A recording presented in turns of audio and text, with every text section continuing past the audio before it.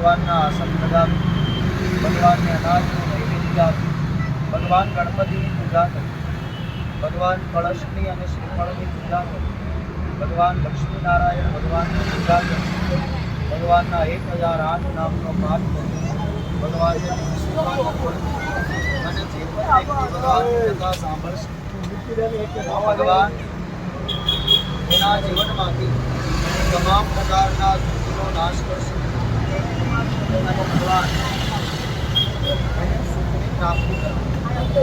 જે કોઈ પણ માણસ સદાવાલા ઈશ્વરની સાથે બ્રાહ્મણને બોલાવી ભગવાનની કથા કરે તો ભગવાન એ કથાનું ફળ તે માણસને મળવાનું. કથાનું ફળ શું મળે? તો કોઈ માણસ કદાચ અંતરમાં પડ્યો ભગવાન કોઈ માણસ ભયભીત ભગવાન ભય માંથી કદાચ કોઈને સંતાન ન હોય ભગવાન સંતાન અપાવે, કદાચ કોઈના લગ્નની ભગવાનની કૃપા થાય, તમામ પ્રકારની મનોકામના પણ જ્યારે આવી રીતના ભાવ ભગવાનની કથા કરીએ ભગવાને કીધું જે કોઈ પણ માણસ આવી રીતના કથા એની હું તમામ ઈચ્છા ભગવાનનો બીજો અધ્યાય બીજા અધ્યાયમાં શું કીધું? તો એક બ્રાહ્મણ બહુ દુઃખી હતા તો એણે ભાવથી ભગવાનની કથા કરી એટલે ભગવાને કૃપા કરી. ભગવાન કૃપા ક્યારે કરી? કરવા ખાતર કામ કરીએ તો ભગવાન કૃપા કરે ભાવથી કરીએ. ભગવાને કૃપા કરી. બ્રાહ્મણ દરિદ્ર હતું તો ભગવાન આખા નગરમાં ગોર તરીકેની ભક્તિ. બ્રાહ્મણ દર એકાદશીના દિવસે કથા કરે. એક દિવસ કટિયારો ત્યાંથી નીકળે. કટિયારો વિચાર કરે હું પણ દુઃખી છું. એક બ્રાહ્મણે કીધું ભગવાનની કથા કરી. એક યંત્ર આવે એ યંત્રને તો ઘરમાં રહે તારી મનોકામના. કટિયારાએ ભગવાનની કથા કરી.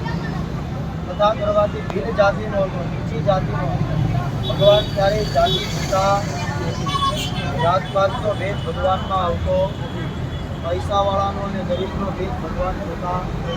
ભગવાન તો ગરીબનાય કામ કરે પૈસાવાળાનાય કામ, પણ જો ભાવ જેનો હોય એનું કામ ભગવાન. કટિયારાનો ભાવ હતો. ભગવાને તમામ દુઃખોમાંથી અને એને મોક્ષ આપ્યો. ત્રીજા અધ્યાયમાં ભગવાને કીધું કે એક સાધુ વાણીઓ એટલે બહુ ચતુર હોય, ભગવાનમાં બહુ માને. મહારાજ એમ કે વીટી જઈ લે પુત્ર રાખીને તારું કામ થઈ જાય. જે માણસ ભાવ હોય, કદાચ કોઈના ઘરમાં આદિ વ્યાધિ ઉપાધિ હોય, કદાચ કોઈનું ભગતજી હોય, કદાચ કોઈનો છોકરો બહુ તોફાન કરતો હોય, વારે ઘડીએ બીમાર રહેતો હોય, કોઈના ઘરમાં દ્વેષ અને કંકાસ હોય, કોઈ વ્યક્તિના મનનું કામ હોય એ કામ ના હોય, તો એના માટે શું કરવું? એના માટે યોગ્ય બ્રાહ્મણ દેવતાને પૂછવું અને જન્માષ્ટમી અનુસાર એનો રસ્તો અપનાવો. એ રસ્તો અપનાવવાથી માણસની દરેક ઈચ્છા પૂરી. કારણ કદાચ આપણા ભાગ્યમાં પણ સાધુ વાણિયાને આવું બધું મગજમાં ભગવાનને શંકા એને કીધું પહેલા ભગવાન મારે ત્યાં દીકરો આપે તો હું ભગવાનની કથા. ભગવાને દીકરી આપી તો વાણિયાએ કથા કરી, ભગવાનનો શ્રાપ. બીજા દેશમાં વેપાર કરતા ત્યાં ખજાનામાં ચોરી અને બધો ચોરીનો ઇલ્ઝામ આવ્યો આ વાણિયાઓ. શું કામ? તો કે ભગવાનને કીધું તું મારે ત્યાં સંતાન થશે તો હું તારી કથા. સંતાન થઈ ગયું પણ કથા કરી. સંતાનનું દીકરીનું લગ્ન થઈ ગયું તોય કથા કરી. ભગવાને જન્મ આ બાજુ કલાવતી લીલાવતી. ચોથા અધ્યાયમાં ભગવાન કહે લીલાવતી કલાવતી ભગવાનની કથા. મા દીકરીએ સંકલ્પ કર્યો કે આવતીકાલે ભિક્ષા માગી ધન મળે ને એનાથી આપણે ભગવાનની કથા. મા દીકરીની કથા કરી પણ ભાવથી કરી એટલે ભગવાને ફળ આપ્યું. શું ફળ આપ્યું? ભગવાન રાજાના સપનામાં ગયા. સપનામાં જઈને કીધું કે બે ચોરોને જે પકડ્યા છે એનો કોઈ વાઘ છે એને છોડી દીધું. ભગવાનની કૃપાથી છોડી દીધું. એવા નગરમાં પાછા આવ્યા. ભગવાને પાછી પરીક્ષા કરી કે આને હજી કંઈ સુધારો થયો કે નહીં. ભગવાને સંન્યાસી બાવાનું વાણિયાની પાસે આવે કીધું, વાણિયા વાહનમાં વાણીઓ મૂકી કે આમાં તો વેલને માંદડા છે, પૈસા છે અને નિયમ છે સાહેબ. જ્યારે આપણને મહેનત કરતાં વધારે મળી જાય એટલે આપણે ન કરવાના કામ કરીએ, ન ખાવાનું ખાઈએ, ન પીવાનું પીએ, બરાબર? પણ એવું કરવાનું. પરમાત્માની કૃપાથી પૈસા મળે તો એને ભગવાનના કામમાં વાપરવા કરવાના. વાણીઓ ખોટું પડ્યું કે આમાં તો વેલ છે અને પાંદડા છે, પૈસા છે. ભગવાને ખરેખર વેલ અને પાંદડા જ રાખ્યા, પૈસા થયા.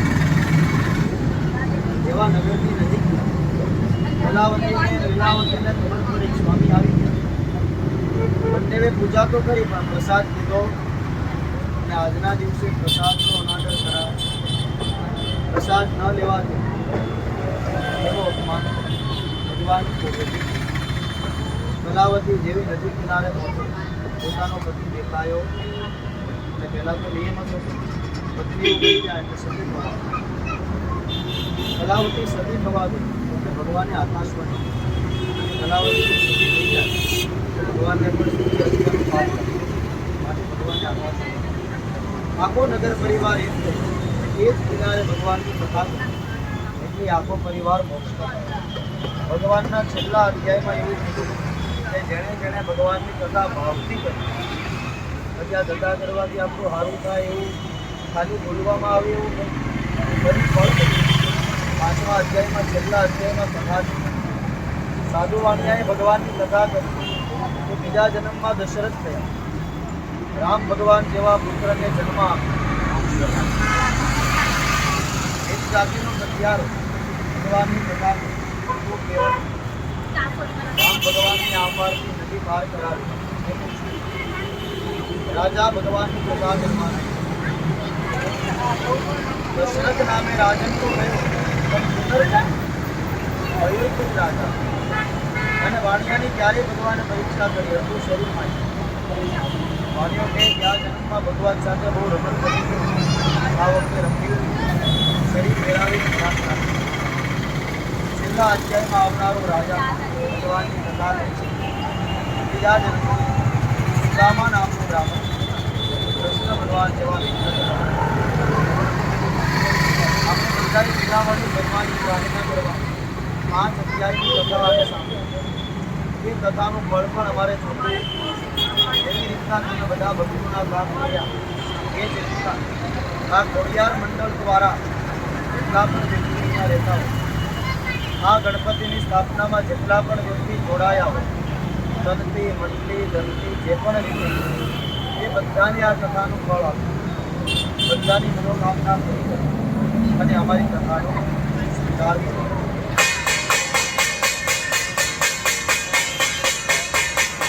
બોલીએ સત્યનારાયણ ભગવાન કી, ગણપતિ ગજાનન મહારાજ કી, કુલદેવી માત કી, સદગુરુ દેવ કી, કાળકી દેવી કી, દાદા કી. ઓમ નમઃ પાર્વતી પતે હર હર મહાદેવ.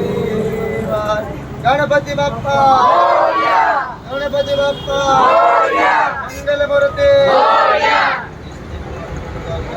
બોલે શ્રી સત્યનારાયણ દેવ.